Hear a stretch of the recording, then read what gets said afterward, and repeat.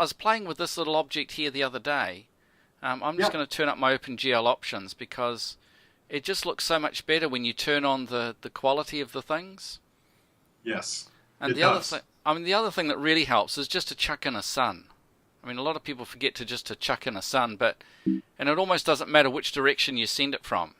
You just pop it in because it just helps the scene so much, and then you can turn around. Oh yeah, it gives you dimension and depth a lot better. It's so much better. So what I was thinking, Roger, is I don't know if you've ever played with this utility before. Create multiple viewports. A little bit, yes. I'd like it a lot because you just go pop and you go, third angle projection. This is 1:1 scale. Front, top, right. I think that's the right order, isn't it? Front, top, right. Left.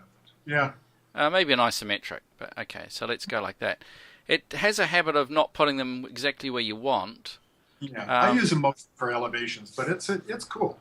But It's a fun. that's a quick way to create your elevations. There it is. I think it uses hidden line, but you could change that if you wanted. Mhm. And I was just thinking of showing people how quickly they could move.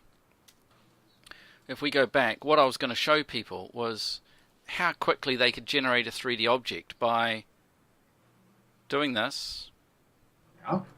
and then back to the circle tool, using the automatic working plane, and Yep. cut That's that cool. corner off, and it's done. Hmm. And then I don't know whether we should play with some of these taper face type things, where you could taper the face of things. Choose that top edge there. There's quite a lot of fun things you can do with that taper face. Fun is right. I've got something for you, Roger. You know that in my manual I make this object, which is 95 by 45, and then I extrude it, usually about 1/4 of an inch. Let's start that again. Oh, someone's turned off my preferences. Wouldn't you know Uh-oh. it? Where have they gone? Oh yeah, this one here. Someone keeps turning that off for me, which is a real pain. So let's delete all that and let's try that again. So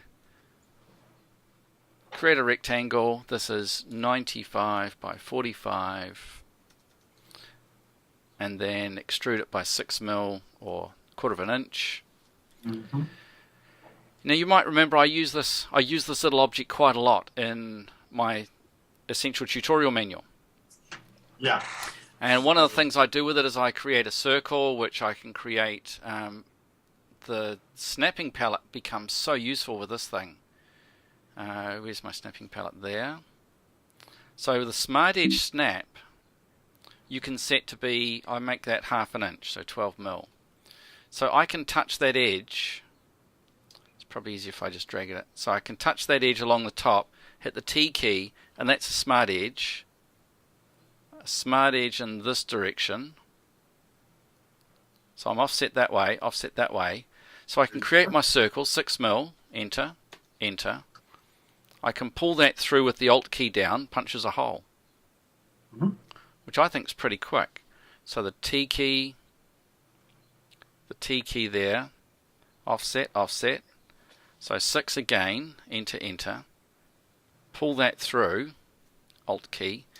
And I also put one at this corner here. But before I do it, That's Option key on a Mac. that's Option key on a Mac. Right. Now, but usually before I do that, Roger, I cut the corner off it using the split tool. On the split tool. Now, Yeah. if I use the split tool to cut that corner off, I've got to change the view, and then I can split it at, say, 30 degrees. Yeah. And then I can put the circle in. But the other way to do that is to use the taper face, Ah. because I could then use the Alt key or the Option key on a Mac to select that back face, then click on that face, and then I can bring this down to 30 degrees, and I don't have to change my view at all. Pretty.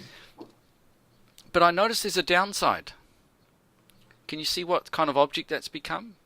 Mm-hmm. A generic solid, which means I've lost my history.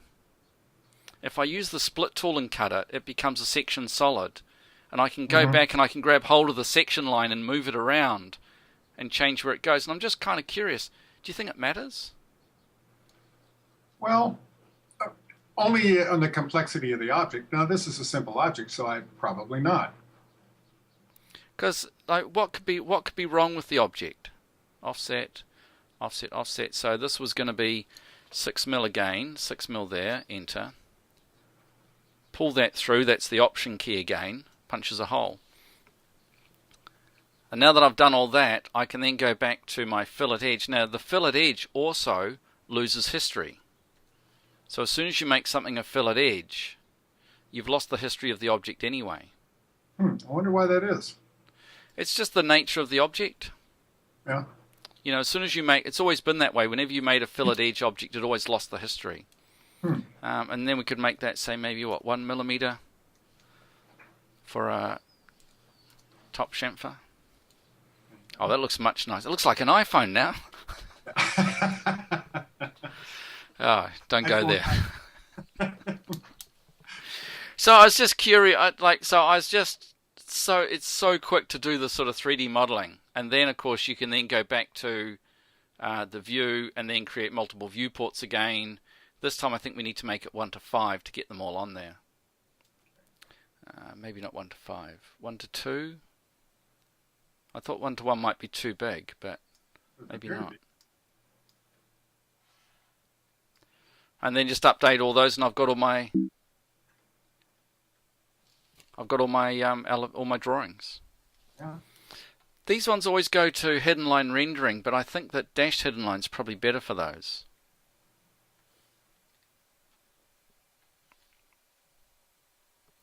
Because then you can see the dashed holes. Yeah. I thought it was kind of a fun thing to do, and very simple. Now that little guy is those steps are the basic for just about any 3D modeling you want to do. They look almost too simple, don't they? I know, but it's all there. You know what I mean? I do. Yeah, I was curious about that. You know, when you use the taper edge, you lose the history. But I was thinking about it, Roger, and I started to think, does it matter that you lose the history? Because if you wanted to make that square again, you could always go back to the taper face, select that back face. You've got to hold down the Alt key or the Option key to get that back face. Then you could select this one, and then you could just bring it back out again. So you've lost the history, big deal. Yeah. Or if you wanted to make it longer, why not just use the push-pull tool? Use it in the second mode, and you can just make the bracket longer, make the bracket shorter. So, didn't see that. I would think that, you know, as long as you are working with simple objects, I don't think it makes any difference. It might, the more complex the object gets, maybe. I mean, I don't know. It'd be worth to try to play with it. Well, there are some things in Vectorworks. There are some things that you do where you just have to accept that you've lost the history. So I'm going to use Arch on CAD. I'm going to make it 14 point, 18 point maybe. Let's make it bold. And then I'm going to convert that to polylines. You know this is an old trick, this one. Oh yes, I see where we're headed here. Let's extrude that. Okay, so I've got to ungroup all of that. Let's extrude it. 20 mil. Close, yeah. It's not bad, is it? No, looks good.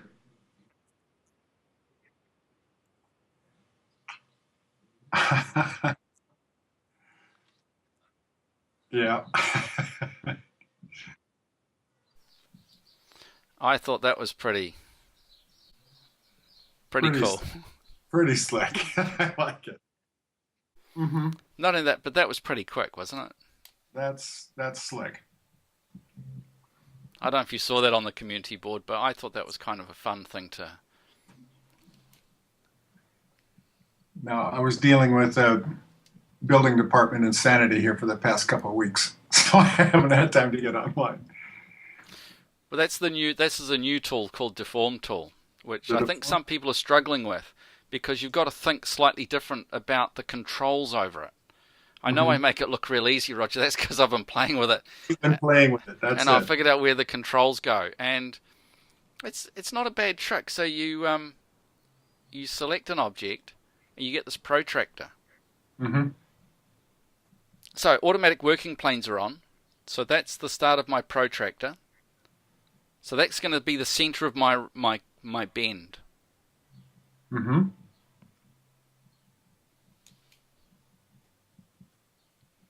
Got it. Yeah.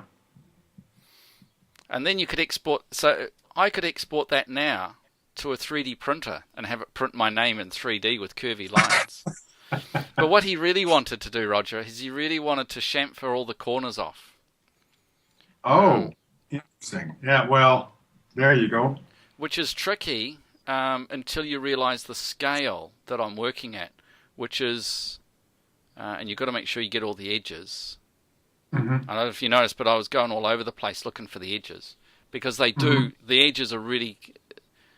You've got to be careful. There might even be a small one missing there, Yeah. but no, because it goes the whole way round. So what you basically do, Roger, is you go that one. Okay, so the red line stops there. So that's got to be the next one. That's got to be the Yeah. next one. That one, and I just follow them round. You missed one. There you That go. one, that one, And and then that one only goes halfway. see. So Yeah. you got to get the top one. But the setback is only like 1/10 of a millimeter. It fails because you forget that it's only 0.1. And then, Click. because that's Yeah. 0.1 of a millimeter, and you look how close those two are. Oh, sure. Well, that's what I did. And then I put a nice texture on it and rendered it in final quality, and, it looks pretty slick. Roger, it's lovely to talk to you. Thanks for joining me. Oh, you bet, Johnny.